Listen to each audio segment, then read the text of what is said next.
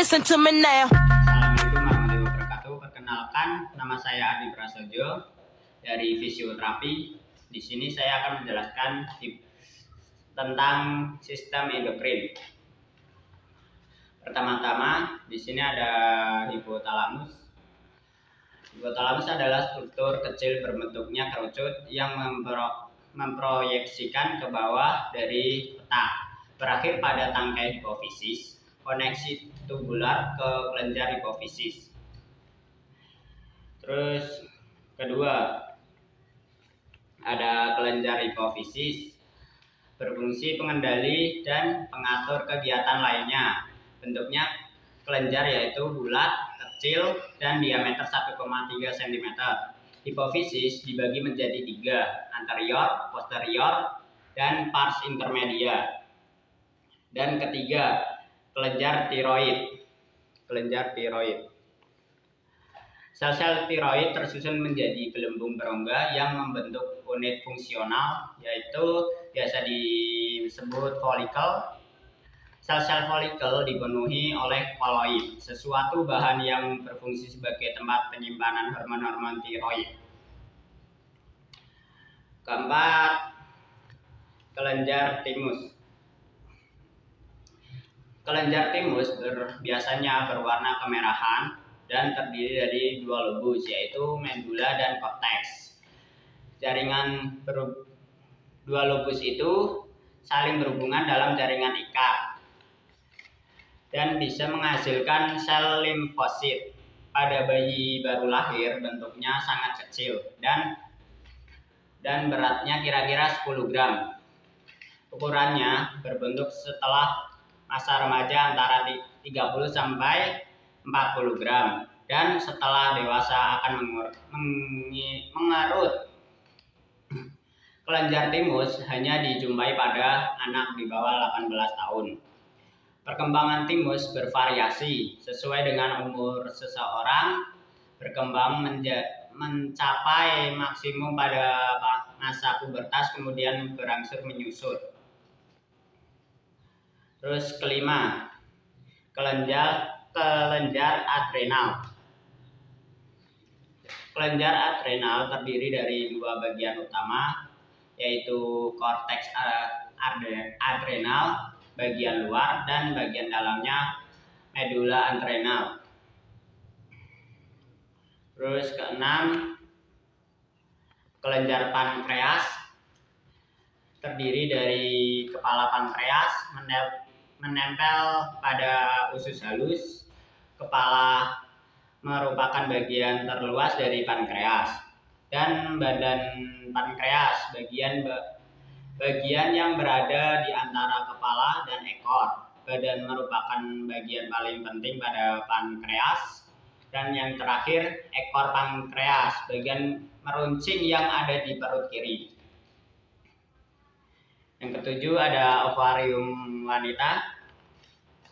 Jumlahnya sepasang, terletak pada kanan kiri uterus atau pada dinding samping rongga pelvis posterior dalam sebuah ceruk tanggal, yaitu fossa ovarium. Terus ke-8, testis pria, yaitu berbentuk bulat lonjong ini dan diselubungi oleh kulit yang disebut skrotum. Terus di sini ada otak, dibagi menjadi 3, hipotalamus sini. Terus kedua, posterior pituitari. Posterior pituitari berfungsi menghasilkan hormon antidiuretik, yakni hormon yang bertugas pada membuat ginjal menyerap air lebih banyak dan menyimpannya di aliran darah untuk mencegah dehidrasi. Dan ketiga, anterior pituitari merupakan bagian dari hipofisis yang muncul dari oral endodrim dan terdiri dari 3 bagian, pars distalis atau lobus anterior, bagian karnial, pars tuberalis yang mengelilingi infundibulum serta pars intermedia. Terus di sini yang pertama ada hipotalamus, terus kedua ada brain, ketiga ada skull, dan keempat ada anterior lobe of pituitary. Dan kelima di sini ada posterior lobe of pituitary. Di sini hipotalamus seperti ini. Terus anterior lobe seperti ini, bulat-bulat. Dan posterior lobe.